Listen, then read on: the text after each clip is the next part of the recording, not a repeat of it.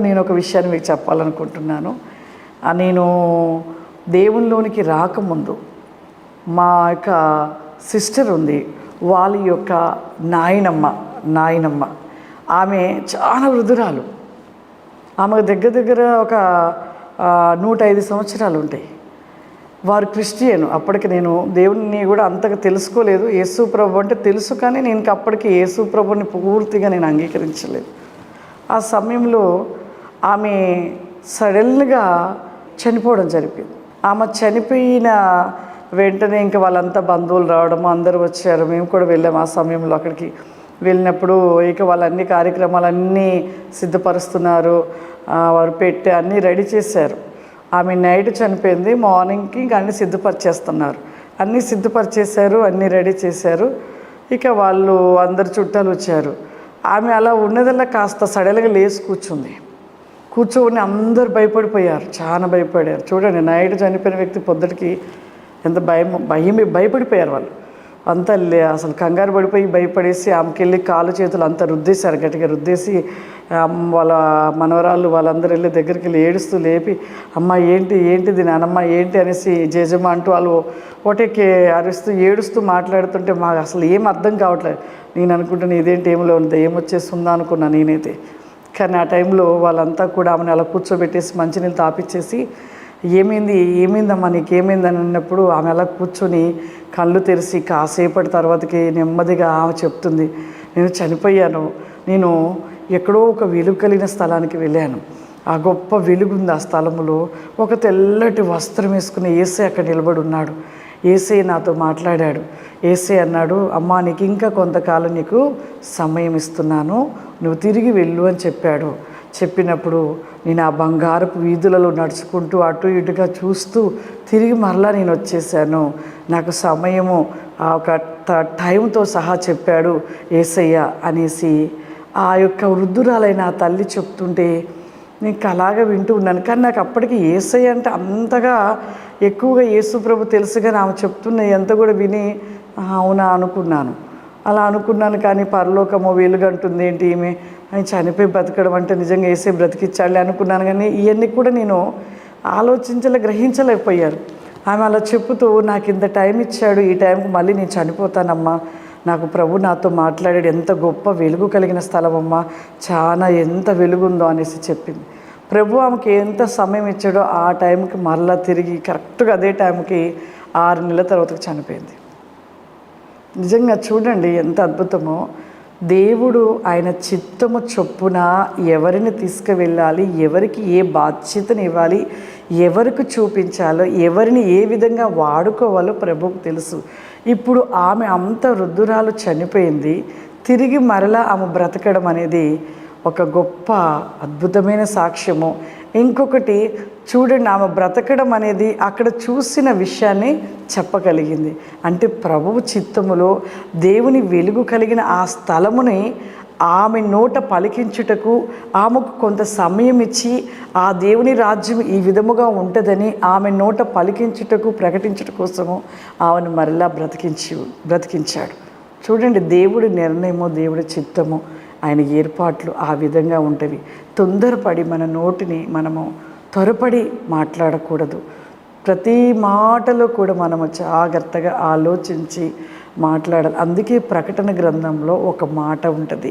ఆ మాట నేను మీకు ఈరోజు తెలియపరచాలనుకుంటున్నాను. యోహాను రాసిన ప్రకటన గ్రంథము 12వ అధ్యాయము 10వ వచనము నుండి మనము ఒక్కసారి చదువుకుందాము. మరియు ఒక గొప్ప స్వరము పరలోకమందు ఈలాగు చెప్పుట వింటిని, రాత్రింబగలు మన దేవుని ఎదుట మన సహోదరుల మీద నేరము మోపువాడై అపవాది. చూడండి, ఇక్కడ యోహాను ప్రకటన గ్రంథం రాసిన యోహాను మరి ఆత్మవశుడిగా దేవుని యొద్దకి ఆయన ఆత్మ పరలోకానికి వెళ్ళడం జరిగింది. ఆ మాట కూడా ఒక్కసారి మనం చూసుకుందాము. ప్రకటన గ్రంథము, యోహాను రాసిన ప్రకటన గ్రంథము 4వ అధ్యాయము 1 నుండి చదువుకుందాం.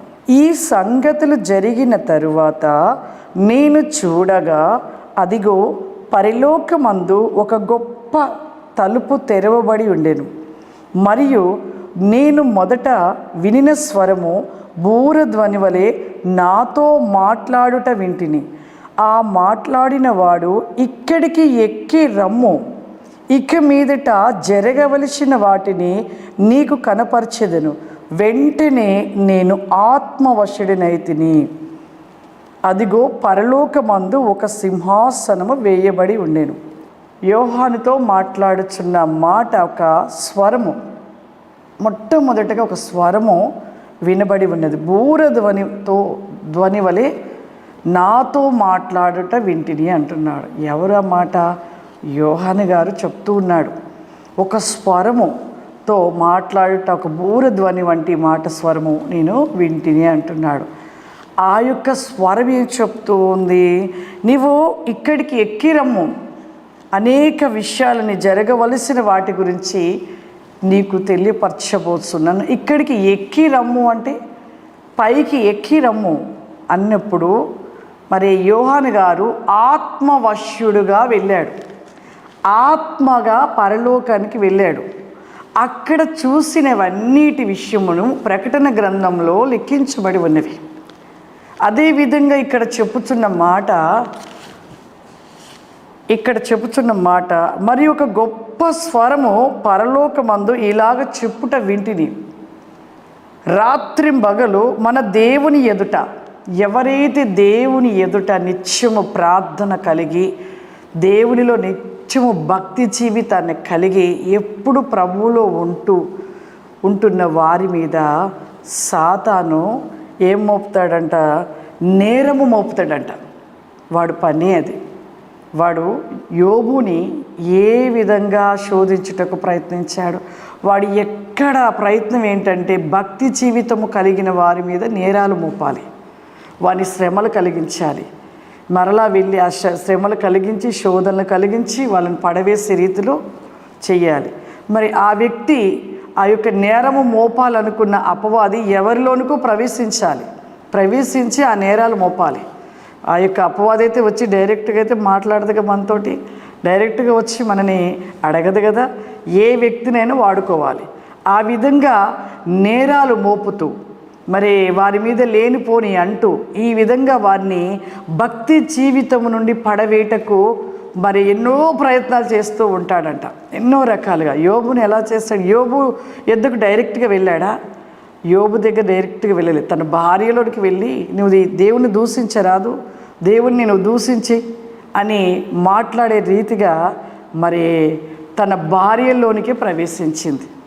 మరి అపవాది భక్తి జీవితాన్ని, దేవుడిచ్చిన ఒక పనిని చెదరగొట్టుట కోసము, దేవుడిచ్చిన ఒక బాధ్యతలో నమ్మకంగా, సత్యంగా, యథార్థంగా దేవుడిచ్చిన పని చేస్తూ ఉన్నప్పుడు ఆ పనిని చెదరగొట్టుట కోసము అపవాదంట నేరము మోపుట కోసము దేవుని దగ్గర సమయం తీసుకొని వస్తుందంట.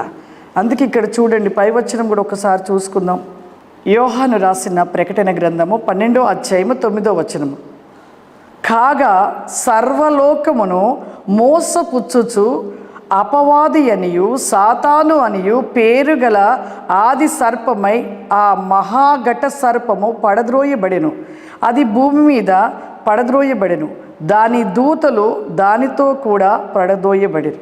మరియు ఒక గొప్ప స్వరము పరలోకమందు ఇలాగ చెప్పుట వింటిని. రాత్రింబగలు మన దేవుని ఎదుట మన సహోదరుల మీద నేరము మోపువాడే అపవాది అని, సాతాను అని, వాడు పడద్రోయబడినవాడు, వాడితో దూతలు పడద్రోయబడినవారు. రాత్రింబగలు ప్రార్థించేవారు, ఎంతో మంది పరిశుద్ధులైన వారు, ఎంతోమంది సేవకులు, విశ్వాసులు, ఎంతో భక్తి జీవితం కలిగిన వారి మీద నేరము మోపాలని అపవాది నేరము మోపుటకు పరిగెడుతూ ఎవరి ద్వారానో ఏ విధంగానో ఇబ్బందిపరిచి, బాధపరిచి, కష్టపరిచి, నిందలేపించి, అవమానపాలు చేసి, ఈ విధంగా చేసి వారి భక్తి జీవితాన్ని చల్లార్చడమే వాని యొక్క పని. కాబట్టి మరి దేవుని ఎదుట ఎప్పుడు రాత్రింబగలు ప్రార్థించే వారి పైన నిందలు మోపుటకు వాడు భూమి మీద తిరుగులాడుచు ఏ ఒక్క వ్యక్తినో వాడుకుంటూ వారి ద్వారా వారిని భయంకరమైన ఇబ్బందులు చేస్తూ ఉండగా విశ్వాసంలో త్రొట్టిల్లవద్దు. అవి ఎటువంటి వచ్చినా కూడా ఏమీ కాదు. యోబుని ఏం చేయగలిగినాయి? యోబు మీద తన భార్య ఎన్ని విధాలుగా మాట్లాడింది. యోబు ఎక్కడ కూడా తను హృదయం చెదిరిపోలేదు.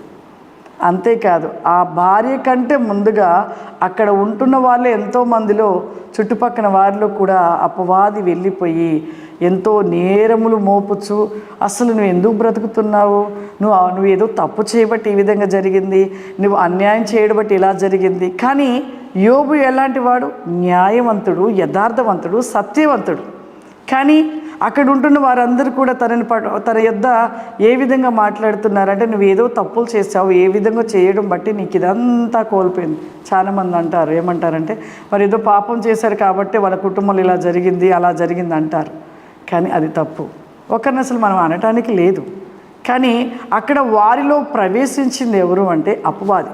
ప్రవేశించి మాట్లాడుతూ ఉన్నాడు.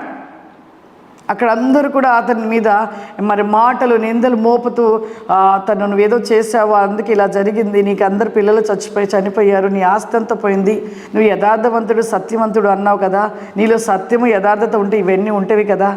ఈ విధంగా యోబుని ఎన్నో విధాలుగా అనేకులకు వెళ్ళి అపవాది మాట్లాడడం జరిగింది. అయినా కానీ యోబు ఎక్కడా తను చెదిరిపోలేదు. విశ్వాసంలో స్థిరముగా ఉన్నాడు, దేవునిలోని నిలిచి ఉన్నాడు. ఆ యొక్క శ్రమను బట్టి తను ఎక్కడా కూడా కృంగిపోలేదు. ప్రియులారా, ఇప్పుడు ఉంటున్న ఈ కాలంలో కూడా అపవాది ఆ మహాఘట సర్పము రూపంలో, సాతాను రూపంలో అపవాది అని పేరుతో ఉంటున్న అపవాది అనేకులను కూడా ఏం చేయబోతుందంటే వారి మీద ఒక భయంకరమైన మరి నిందలు మోపుతూ మరి వారిని ఇబ్బందిగా చేస్తూ వారి భక్తి జీవితాన్ని చల్లార్చాలని చూస్తూ ఉన్నాడు. కాబట్టి ఈ యొక్క చివరి దినాలలో ఎంతోమంది సేవకుల మీద కూడా ఎన్నో విధాలుగా వస్తున్నాయి. అలా వస్తూ ఉందంటే మనం సంతోషపడాలి. ఎందుకు అంటే దేవుని ఎదుట ఆయన మనకి ఇవ్వబోతున్న ఆ యొక్క జీవ కిరీటాన్ని మనం పొందుకోబోతున్నాం. జీవ కిరీటాన్ని మనం పొందుకోవాలంటే ఖచ్చితంగా శ్రమలు భరించాలి. శ్రమపడు వానికే జీవ కిరీటము. దేవుని ఎదుట దేవుని ఎదుట దేవుని రాజ్యంలో ఉంటున్న ఆ కిరీటాన్ని పొందుకోవాలంటే నిందలు పడాలి, శ్రమలు పడాలి, కష్టాలు పడాలి, మరి అనేకమైన శ్రమలలో నుండి వెళ్ళాలి. అవన్నీ లేకపోతే ఆ కిరీటాన్ని పొందుకోలేం.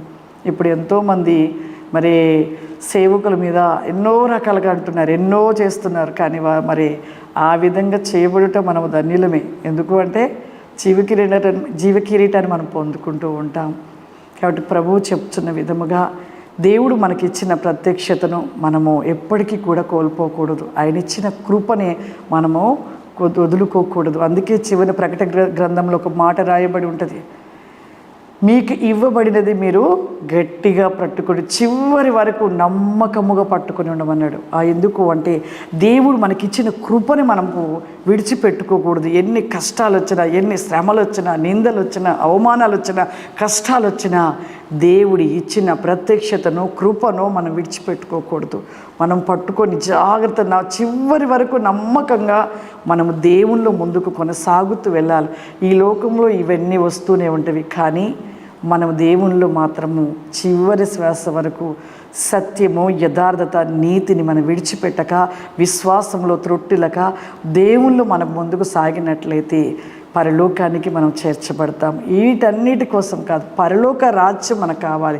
చనిపోయాక అక్కడికి మనం చేరాలి అంటే ఇవన్నీ భరించాలి, ఇవన్నీ పడాలి, నిందించబడాలి, అవమానించబడాలి, శ్రమ పడాలి, ఉమివేయబడాలి. మనం ఇవన్నీ సంతోషంగా స్వీకరించాలి.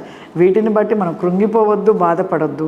ఒకవేళ దేవుడు ఈ నిందా నేరము మోపటకు మరి అపవాదికి సమయము ఇచ్చినప్పుడు, ఆ సమయమును బట్టి అపవాది మనల్ని శోధిస్తూ ఉన్నప్పుడు ఆ శోధనని బట్టి మనం కృంగిపోవద్దు, బాధపడద్దు. వీటిని బట్టి మనము చింతించవద్దు. వీటిని బట్టి మనం సంతోషించాలి, మహా ఆనందపడాలి. ఎందుకంటే ఈ శ్రమ రావడం బట్టి పరలోకల కిరీటాన్ని మనం పొందుకుంటాము. కాబట్టి ప్రతి ఒక్కరూ శ్రమలను చూసి కృంగిపోవద్దు. మరి ఈరోజు ప్రభు ఈ యొక్క మాటలను దేవుడు మనకి ఇచ్చి ఉండగా, ఈ మాటలను బట్టి మన జీవితంలో ఇంకా ఎక్కడైనా శ్రమ, శోధనలు వచ్చినప్పుడు మనము ఎక్కడ కూడా సనగడము, గునగడము, విసుగుపడకుండా, నీరసించకుండా విశ్వాసంలో ముందుకు మనం కొనసాగుతూ ఉండాలి. God bless you. దేవుడు మిమ్మల్ని దీవించును గాక. ఆమేన్.